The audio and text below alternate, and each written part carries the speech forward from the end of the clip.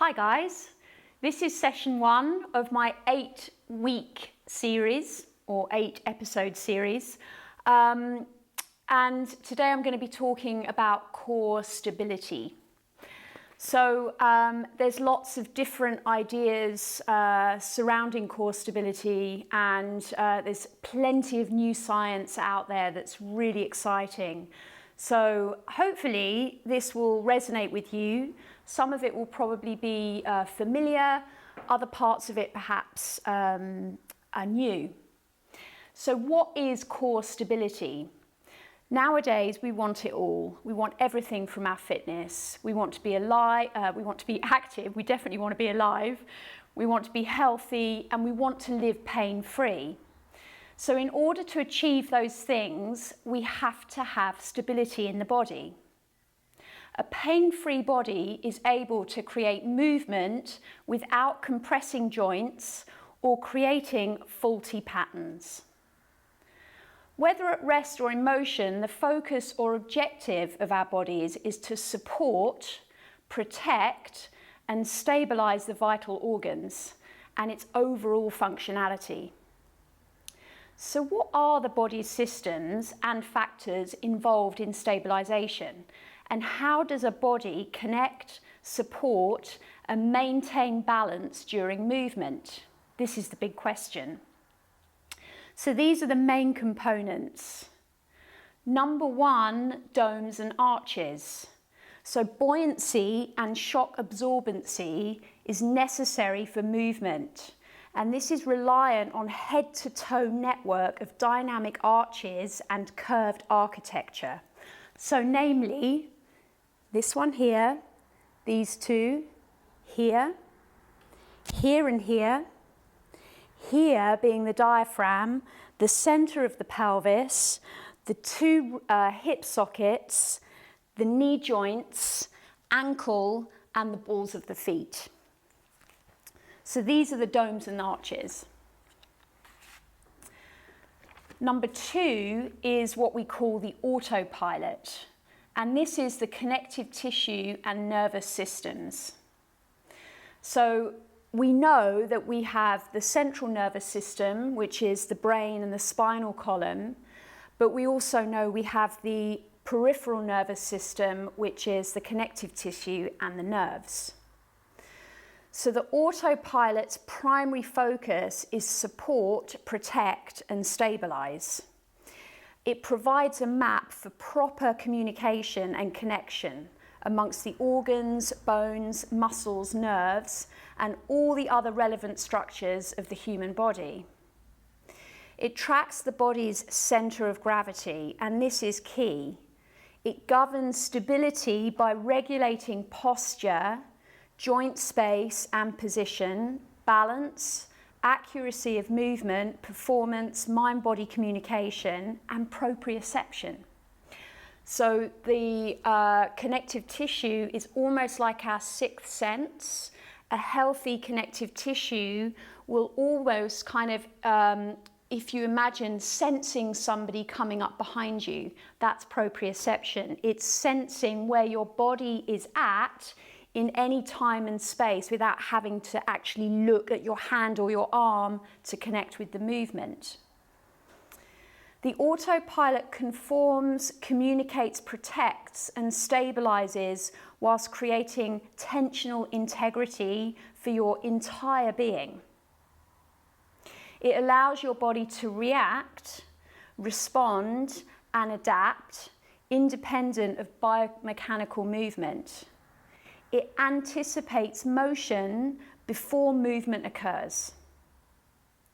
So if your brain was facilitating and managing all of this, all of the communications, consciously regulating and managing all of this precision, as well as thinking self, your thinking self, basically, we would just implode. So the third part of this is thinking about your autopilot like your GPS system in your car. So your autopilot is constantly throughout the day, throughout your training, throughout your fitness sessions, whatever we're doing, it's trying to find your center of gravity. So if you think back just a few moments ago to the dome in the pelvis, our center of gravity is in the center of the pelvis. So when we have inefficiency in the autopilot, this presents as inflammation, anxiety and depression, sleep issues, digestive issues, constipation, weight gain, lack of energy, stress, injuries, joint pain. So in order to maintain structural stability, when we can look at the concept of masses and spaces, this is creating ideal alignment and stability. So I talk a lot in my videos, and you'll get used to this language. I did some melt training with Sue Hitzman about 4 years ago, and it was melt training, and a lot of these key components are things that I learned about the body during that training. So I talk a lot about the primary masses, and our primary masses are our head, our ribs, thorax, and our pelvis. Our spaces are neck, belly, lumbar spine. Our secondary spaces are found in every joint of the human body. And the secondary masses are simply our bones, So it's within the spaces that we must maintain ideal strength and mobility.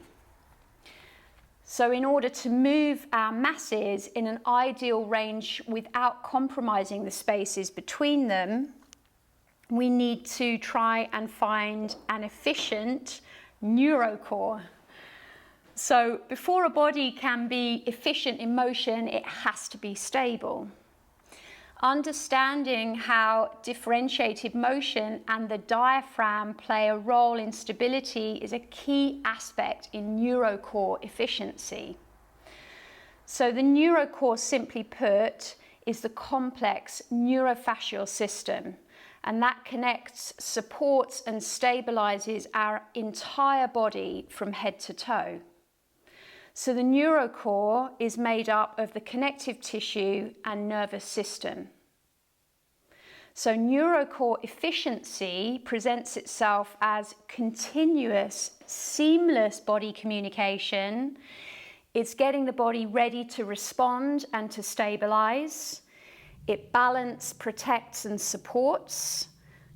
It maintains space within the joints. And this results in youthful, mobile activity. So neurocore inefficiency presents as a dysfunctional recruitment cascade. Now this is when our deep channel of connective tissue, so the deep channel of connective tissue runs from our head all the way down to our feet.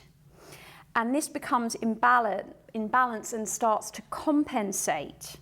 So when it starts to become imbalanced and it starts to compensate, the autopilot sends distress signals. It starts to send pain signals. And this channel becomes dehydrated and fatigued, which means then that the body communication alters. So this then leads to an inability for stabilization, balance, the protection and the support that these networks need to provide. And this means that then the joints lose space. It then leads to injury, chronic pain, and premature aging. So this is the big question. How do we achieve true core stability? So it's my belief through studying yoga and other methods, melt method, different training methods, and probably a lot of what you've learned here with the Sweat It crew. Primarily it's breathing, and it's ensuring that the diaphragm is able to express its full range of motion. The respiratory diaphragm is the primary dome in your rib cage. So if you go right back to when I started to talk and I pointed out the domes within the body, so the dome here is your diaphragm. So it's the center of communication in your body. And if we think about the diaphragm, the dome shape within this body, and again, I talk about this quite a lot within the sessions, If we think of it as every time we move, every time we take a breath, the diaphragm is moving and it's communicating. So it's communicating with the rest of the body, and this initiates numerous responses.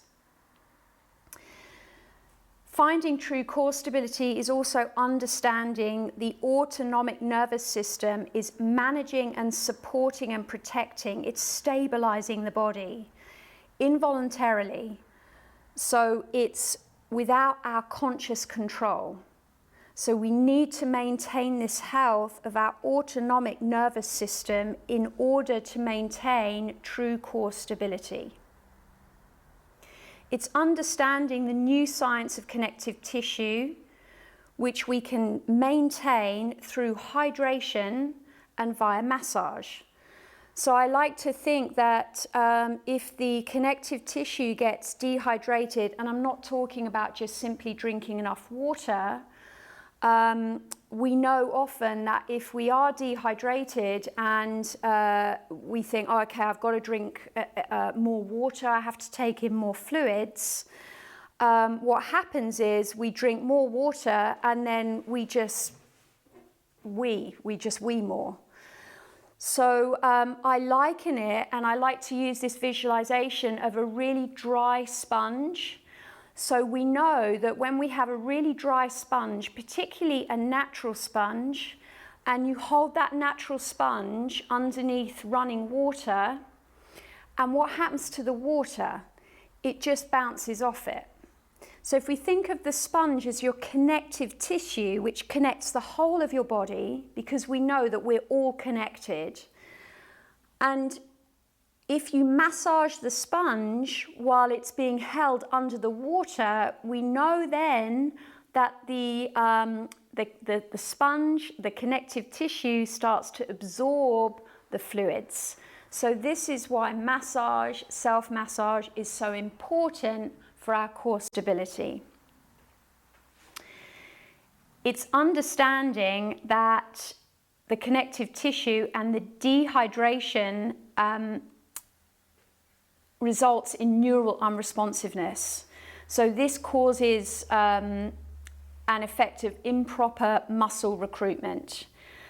And this means basically then that when we apply this, when we don't have effective connective tissue that's communicating with the rest of the body, if we don't have proper muscle recruitment, then this leads to dysfunction, pain, injury, and again, premature aging.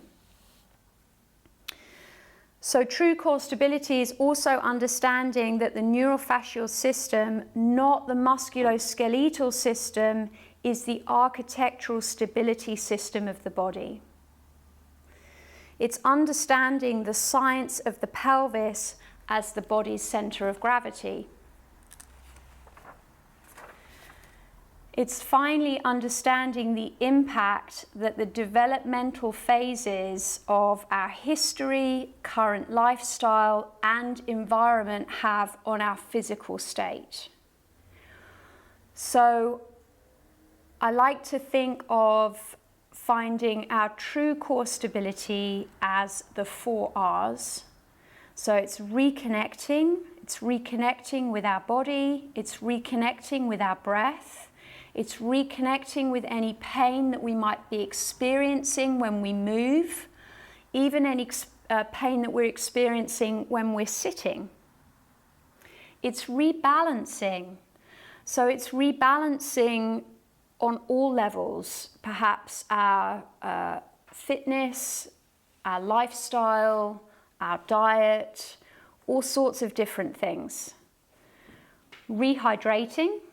So rehydrating can be, of course, taking on plenty of fluids, but specifically also perhaps looking into other therapies like massage that can really start to help with the integrity of your ANS, your autonomic nervous system, which can be found through massage and working with the connective tissue. And finally, release. And I truly believe that it's not only about physical release, And we know that sometimes when we get into our training and when we work with the body in this way, whether it be here with the Sweat It guys, and also I've experienced in my yoga sessions, we can also have an emotional release. So a really good way of bringing all of that information, which I know is a big bombard, but I think it's important to kind of outlay that and my feelings about core stability. In my experience so far as an instructor, and until I had done my MELT training, I realized that actually there were lots of boxes that hadn't been ticked for me in terms of anatomy. And I think that often it's important to have a balanced view. So what can we use to try to find straight away whether or not we have any of those things at play for us? And if we do, it's great. It's just creating more awareness. And I know even now, having worked with this method for quite a long time and working with my yoga, undoubtedly we probably have at least 2 of those things that present themselves on that sort of checklist as they come up in the inefficiency. So a great way of checking in with the body is just to stand with your feet hip distance apart, and I call this the body assess. So just check down to your feet, make sure that your toes are pointing forwards and your heels are in line with your toes. And then just bringing your arms down by your sides. I find it quite useful actually to close my eyes. So this just helps me to kind of sink into the space, the physical space of my body. And we're just going to use a really simple body assess technique. So I want you to bring your awareness into the soles of your feet, and then bring your awareness into your ankles, your lower legs, your knees, your upper legs, your hips, your pelvis. Bring your awareness into your glutes, so predominantly your lower body. And I want you to notice if you're overly gripping. Are you overly gripping in your legs? Are you locking your knee joints out? Are your quads gripping up above your knees? Are you squeezing your glutes tight? Because potentially if you're doing any of those things, it means that you're using too much energy just to simply do something like standing up. And I know for sure that when I started to use the body assess, and I do this regularly, that I was certainly doing more than 2 of those things. So this is a really helpful way to start to kind of retune and use those 4 R's. I hope that helps, and thanks for tuning in.